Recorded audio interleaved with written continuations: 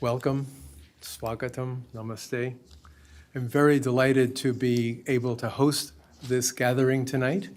My name is Francis Xavier Clooney. I'm a member of the faculty here at Harvard and very much supportive of this wonderful program and our wonderful visitors this year.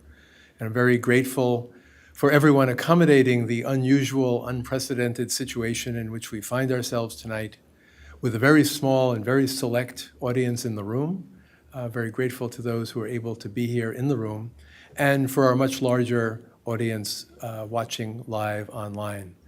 In some ways, it's perhaps symptomatic of the very challenge of our topic tonight, that we talk about Vedanta in the 21st century, not Vedanta in the 1st century, the 10th century, the 19th century, but the 21st century not as we wish it would be, but as it is. A world in which there are many dangers, many confusions, people moving around, violence, ecological degradation, all kinds of problems around us. And this coronavirus perhaps is a symptom, a symbol for us of how frail and fragile our life is. And I think to be able to say, given the problems of our generation and the world in which we live, how important it is to be able to go back and to learn from the great traditions to which we belong. And how appropriate it is now to be able to say Vedanta, such an ancient tradition, such a beautiful tradition, rooted in the Upanishads, rooted in the Veda, rooted in texts like the Bhagavad Gita, and thousands of years of lineages of teachers teaching us how to put our life in balance, how to seek the path, how to travel the path of learning and of education, how to teach and to be students of generations to come, passing on the wisdom, and how to envision societies that have the wonderful mix of detachment and engagement in the world. And I think it's wonderful tonight that we can, long distance, some in the room and many online, take up and begin to explore this together. I told my class the other day I'm teaching a course on the Bhagavad Gita, a wonderful course that some people in this room are in, and that we should be a little bit heartened by the Gita. After all, it was Sanjaya in the Gita with the king Dhritarashtra, who from a distance, seeing with his television, is able to report everything that takes place. We're very grateful to Bob DeVoe and our technical people for being able to make us see things even at a distance in our time and place. But I thought it would be appropriate to begin with a recitation of a Sanskrit text, and then I'll read the English translation. It's the ancient Kena Upanishad, one of the most beloved of the Upanishads for Vedantins. And I ask that Swami Sarvapriyananda would chant for us the Sanskrit, and then I will read simply an English translation of the same, and then we'll be underway. So Swami, if you would begin. Om Apyayantu mamangani Vak pranaschakshushrotam matho balamindriyani cha sarvani Sarvam brahma upanishadam Maham brahma nirakuryam Ma brahma nirakarod Anirakaranamastu anirakaranam mestu Tadatmani nirateya upanishatsu dharmas Te mai santu, Om Shanti Shanti Shanti.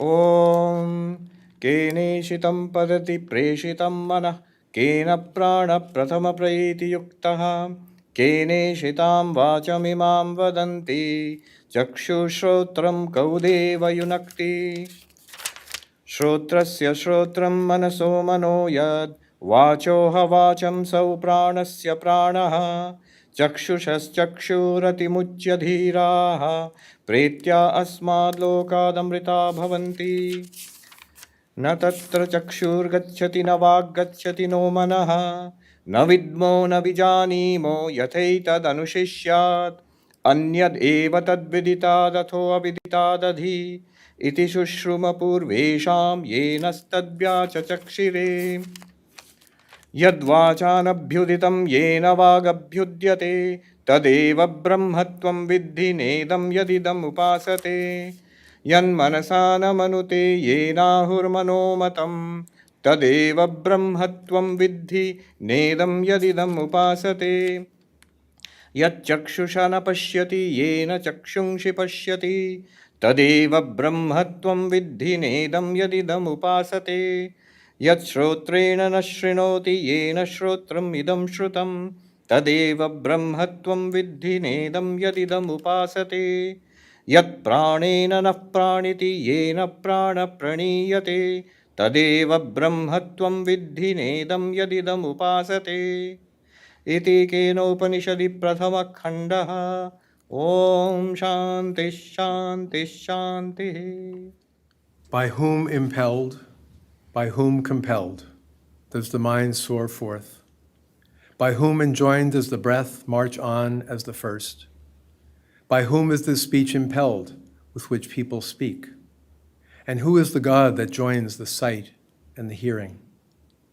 That which is the hearing behind hearing, the thinking behind thinking, the speech behind speech, the sight behind sight. It is also the breath behind breathing. Freed completely from these, the wise become immortal when they depart from this world. Sight does not reach there, neither does thinking or speech. We don't know. We can't perceive. How would one point it out? It is far different from what's known. It is farther than the unknown. So we have heard from people of old who've explained this all to us. Which one cannot express by speech itself is expressed. Learn that that alone is Brahman, not what they hear venerate. Which one cannot grasp with one's mind, by which they say the mind itself is grasped. Learn that that alone is Brahman, not what they hear venerate. Which one cannot see with one's sight, by which one sees sight itself. Learn that that alone is Brahman, not what they hear venerate. Which one cannot hear with one's hearing, by which hearing itself is heard. Learn that this alone is Brahman, not what they hear venerate. Which one cannot breathe through breathing, by which breathing itself is drawn forth. Learn that that alone is Brahman, not what they hear venerate. Om Shanti. I am happy and privileged to introduce our first speaker tonight, Swami Sarvapriyananda of the Ramakrishna Mission. He is the minister and spiritual leader of the Vedanta Society of New York. Swami joined the Ramakrishna Mutt and Mission in 1994, and he took his vows, received sannyas in 2004. He has many experiences and training moments in India before coming to the West. He served as an acharya teacher of the monastic probationers training center at Belur Mutt, the very headquarters of the Ramakrishna order.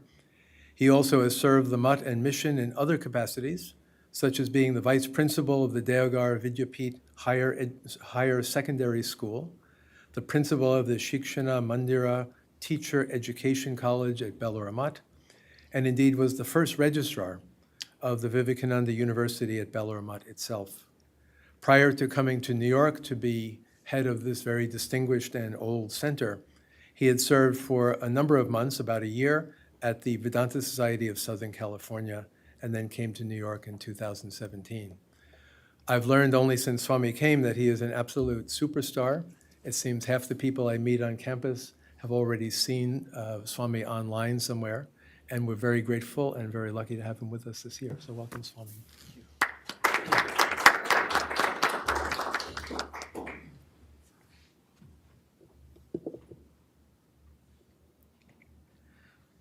ॐ असतो मा सद्गमय तमसो मा ज्योतिर्गमय मृत्युर्मा अमृतं गमय ॐ शान्तिः शान्तिः शान्तिः.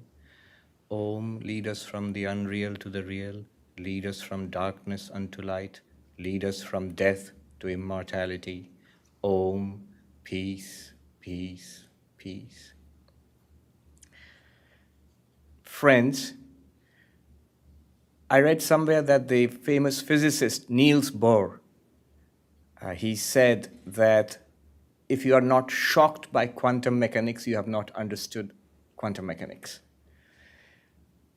An acquaintance and friend of mine, Ankur Barua, who teaches Indian philosophy at Cambridge University, the other Cambridge, across the pond, So he begins his Advaita Vedanta class. His handout begins with, if you are not shocked by Advaita Vedanta, you have not understood it.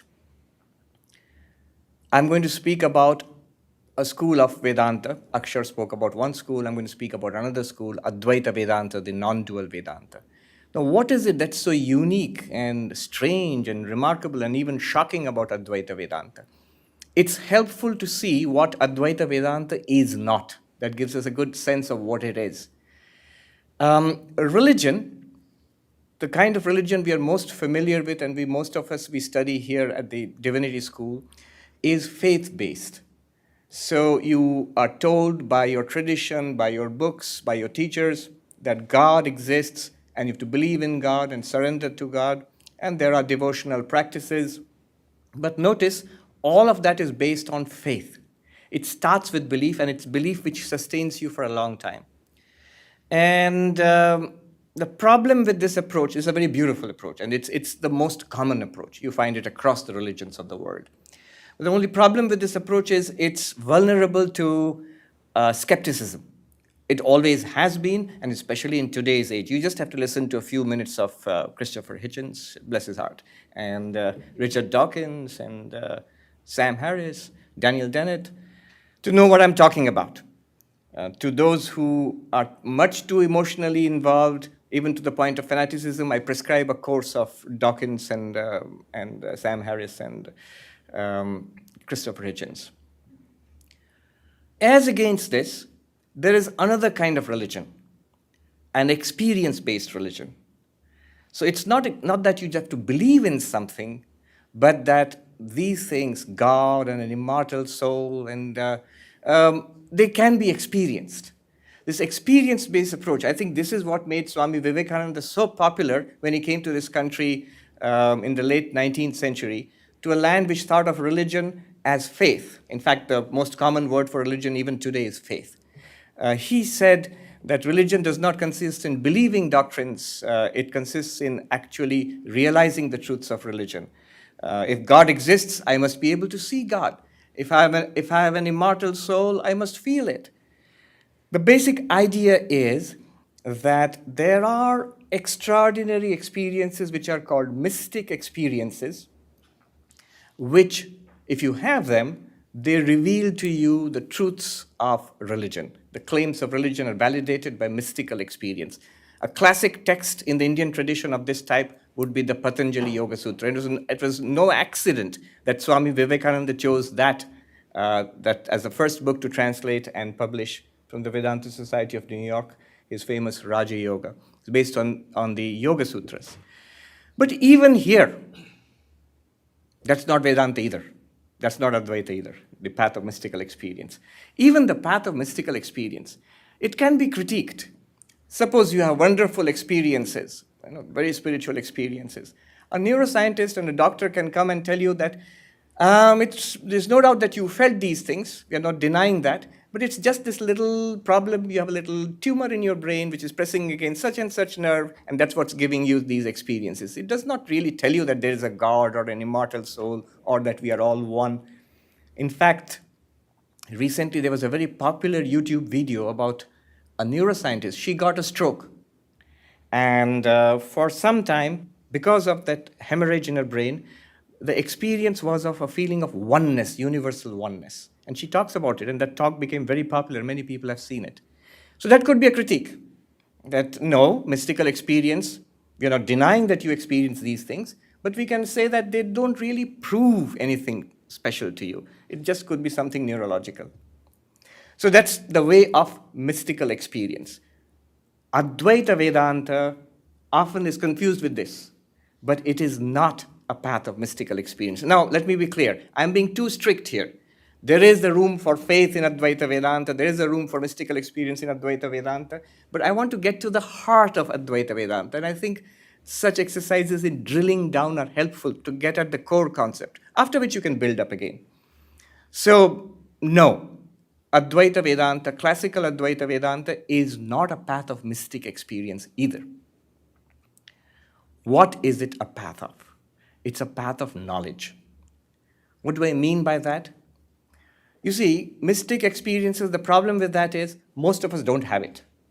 Even if they were valid and justified, and they are very valuable, but most of us don't have it. And it takes a long time and arduous practice to make a beginning on the path of mysticism in every religion of the world. What Advaita Vedanta says, not mystical experience, not faith, but take up experiences which are common to all of us. We all have these experiences. What experiences? Waking, dreaming, deep sleep. I mean, I hope you're all in the waking state right now, because Advaita Vedanta has a tendency of putting people to sleep. But these are experiences we all have every day. And that's all that is needed for Advaita Vedanta. Then you go to these texts and they will guide you through a process of reasoning based upon experiences which we all have: waking, dreaming, deep sleep, the seer and the seen, the different layers of the human personality. We are all aware of our bodies, our breath, our mind, our intellect. We are all aware of it. That's all you need on this path. And the promise is, the claim is, on the basis of these common experiences of humanity, we will start a process of inquiry which will lead you to the core of Advaita Vedanta, the knowledge which Advaita Vedanta embodies, that we are one with the Absolute, that our reality is, and that we are one with God, to put it in a very broad sense, aham brahmasmi, I am the Absolute, and that can actually be experienced, or more clearly, it can be realized. It's an existing reality, not accomplished. They say praptasya prapti, that which you already have attained, you attain it again. So this is Advaita Vedanta. At its heart, not a path of believing something, not a path of seeking extraordinary mystical experiences, but a path of spiritual philosophical inquiry. And very quickly, I'm not saying Advaita says you can argue your way to God, not that kind, but reason is, it takes you to the very verge after which there is an intuitive jump that has to occur. The journey in Advaita Vedanta is not a journey in space. You're not going from here to there. Sometimes I see, when you're driving around the United States, you find these huge posters. Heaven is a place. Call 1800, something like that, So, now what does that mean? It's very interesting. It's a place. That means it's not this place, it's that place, and you have to go there. Advaita Vedanta is not a journey in place. The Brahman, which we are speaking about, the absolute reality, it's there everywhere, it's there here and there too. It's not a journey in time. Again, some of the billboards will say, after death, very ominous, big letters, after death, you will see God. Call 1800, something, it will be written there. Now, but what's interesting is, after. After is a time word. Not now, then. So you have to wait through time. It's a journey through time. Advaita Vedanta is not a journey through time. It's not about something that's going to happen later. That reality which we are, which Advaita Vedanta is trying to point out about ourselves, is a reality now and then and every when, all the time. It's not a journey from us to something else. The reality which Advaita Vedanta speaks about is not an other, not something different from you. It's our own reality, not as we know ourselves. Because Advaita Vedanta claims that we are terribly, terribly mistaken about ourselves. Swami Vivekananda would often say, if only you knew yourselves as you really are. So that's what Advaita Vedanta wants to say. It's not a journey from us to something else, a journey from one object to another object, or subject to some other object. Rather, it's a realization of the reality about ourselves. Not a journey in space, not a journey in time, not a journey from one object to the other.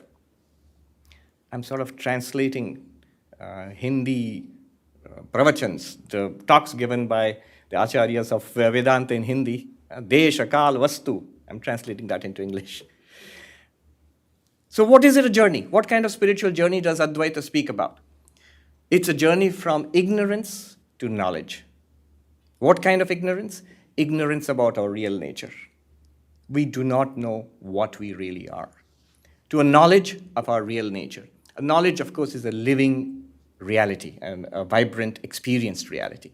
This is called spiritual realization. So this is the uniqueness of Advaita Vedanta. It's a delicate point to make, but if you think about it, you begin to see there's something really remarkable about what Advaita is trying to tell us. Vedanta for the 21st century. I'm careful about the time. I haven't started yet. That's why I was looking at the clock. Let me make a beginning. What can we say, what can Advaita give us in the 21st century? I'm going to share with you 3 big ideas, none of which are mine. I'm just sharing them with you. 3 big ideas for the 21st century from Advaita Vedanta. First, Advaita Vedanta and the hard problem of consciousness. Right now, in the last 20 years or so, and right now we are in the midst of a boom in consciousness studies, in research into consciousness, maybe prompted by the recent developments in technology and neuroscience. And it's a multidisciplinary subject. There are computer scientists who are interested in it, linguists and philosophers and psychologists and doctors and neuroscientists and brain scientists. So many people are interested in consciousness studies. The question is, what is consciousness? And it's a mystery. There, almost every other day you find new articles coming up. There either be the mystery of consciousness, one kind of article, or the other kind of article would be consciousness explained, breaking news. I always call those articles consciousness explained away. What is consciousness? Why should it be a mystery? It's put very well by David Chalmers, who is the head of the Mind-Brain Consciousness Unit at NYU. He coined the term the hard problem of consciousness. Why is it so difficult? There are these easy problems, easy within quotes. They're not easy, but comparatively. What is going on in our brain is correlated to our conscious experiences. So I feel a pinprick, maybe a pain. And the brain scientist looks at what neurons are firing in my brain and correlates. Oh, those firing of those neurons is causing this pain. So it's a science of correlations. This kind of neuronal activity is related to this conscious event. That's one kind of consciousness studies. There is another kind. The hard problem of consciousness. How is it that we, all of us, sentient beings, have this inner movie playing within our heads all the time? Sights and sounds and smells and touch and thought. The Kena Upanishad, which we chanted at the beginning, the first verse starts with, impelled by what do our minds think? What is it? Impelled by what shining do we see? Do our eyes see? Do our tongues speak? What is that one thing which gives us all these first-person experiences? See, the question of the hard problem of consciousness, which has been formulated or reformulated in our times by David Chalmers, thousands of years ago, this very question, the Upanishad begins with this question. Advaita begins with this question and ends with its answer. Why should it be so strange? Think about it. If you just look at some of David Chalmers' TED Talks, you will see what he means. Think about it. None of the physical things here, this table, even this highly sophisticated computer, none of them have a second internal first-person state. Only us. There is something what it is like to be outside. You can see the person, but inside something is going on. Inside, not physically inside. That's also something that a doctor can check. But inside, in our minds, thoughts, feelings, emotions, desires, questions. And it somehow feels like that. Even the most sophisticated machine, the most sophisticated computer does not have that. It has only one state, the physical state. You can thoroughly describe what is going on in terms of physics.